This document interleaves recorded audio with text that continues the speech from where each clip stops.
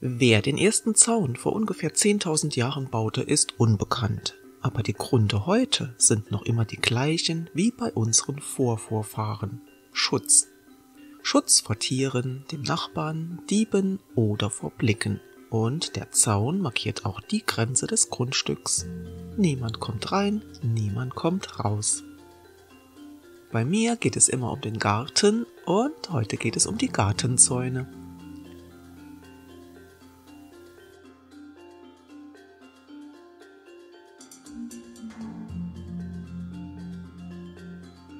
Aus einfachen Ästen und Palisaden, die Garten und Besitz einst schützten, wurden im Laufe der Zeit Jägerzäune und Doppelstab-Mattenzäune und noch ganz andere Zäune. Ein Zaun zeigt nicht nur Fremden, ab hier ist alles meins. Ein Zaun sagt auch etwas über den Besitzer des Zauns aus. Der Garten hinter einem Doppelstab-Mattenzaun sieht in der Regel anders aus als der Garten hinter einem Staketenzaun. Zäune sind etwas Individuelles und Zäune können viel mehr als nur eine Abgrenzung sein.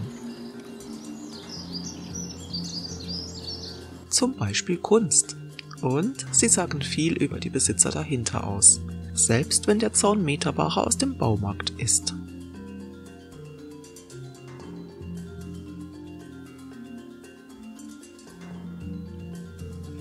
Einfach mal eine tote Einfriedung, so wird der Gartenzaun im Gesetz genannt, an die Grundstücksgrenze hinzustellen, geht natürlich gar nicht. Denn das alles regelt das Nachbarschaftsrecht. Und je nach Bundesland gibt es eine Einfriedungspflicht oder auch eben nicht. Geregelt wird die Höhe der Einfriedung und die Grenzabstände. Meist lautet die Vorgabe ortsüblich. Und im Nachbarschaftsrecht steht auch, ob beide Nachbarn den Gartenzaun zahlen oder eben nur einer. Werden sich die Nachbarn nicht einig, weil einer einen Zaun möchte und der andere dagegen nicht, oder ist der Zaun zu hoch, regelt das wieder das Nachbarschaftsrecht des jeweiligen Bundeslandes oder auch das Baurecht. In den meisten Bundesländern gilt eine Gartenzaunhöhe bis 1,20 Meter. Nur 4 Bundesländer haben überhaupt kein Nachbarschaftsrecht. Wer genau nachlesen möchte, was man in welchem Bundesland zwecks Einfriedung darf oder tun muss, unten ist ein Link dazu.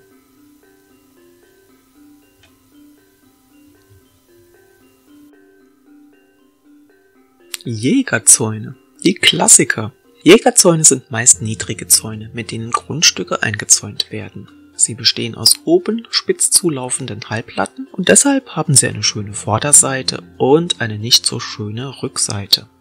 Durch die Scherenbauweise kann man sie wie eine Mundharmonika auseinanderziehen und so dem Grundstück und den Bedürfnissen gut anpassen. Der Flechtzaun, der natürliche. Flechtzäune kann man gut selbst herstellen und sie gehören sicher mit zu den ersten Zäunen, die unsere Vorvorfahren gebaut haben. Man kann sie zum Beispiel aus Weide- oder Haselnussruten bauen. Sie passen prima in einen Naturgarten. Der Schwartenbretterzaun, der bodenständige. Schwartenbretterzäune oder Bonanzazäune sehen sehr rustikal aus. Sie sind sehr stabil und oft werden sie zum Einzäunen von Pferdekoppeln verwendet. Die Bretter sind eigentlich Restholz von der Länge nach durchgesägten Baumstämmen.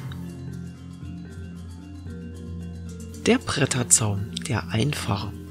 Der Bretterzaun lässt sich leicht zusammenbauen. Die Bretter werden einfach längs oder quer an die vorhandenen Pfosten genagelt und meistens werden solche Bretterzäune auch blickdicht gebaut. Der Staketenzaun, der urige. Staketenzäune passen prima in naturnahe Gärten. Meist gibt es ihn aus Kastanien- oder Haselnussholz. Man kauft ihn von der Rolle oder baut ihn selbst. Das Zusammenrödeln ist nur etwas kompliziert und aufwendig. Unten gibt es dazu einen Link. Der Stabmattenzaun, der stabile. Oft werden mit ihm gewerbliche Grundstücke eingezäunt. Aber auch private Gärten haben so einen stabilen, langlebigen und lichtdurchlässigen Zaun.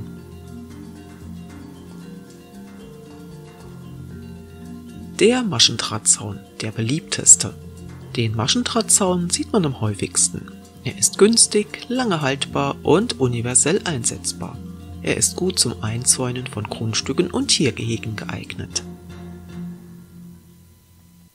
Der Lattenzaun, ebenfalls ein Klassiker. Lattenzäune kann man ebenfalls leicht selbst bauen. Im Unterschied zu einem Bretterzaun werden hier die Latten aber mit einem Abstand an den Pfosten angebracht, so dass man durchschauen kann.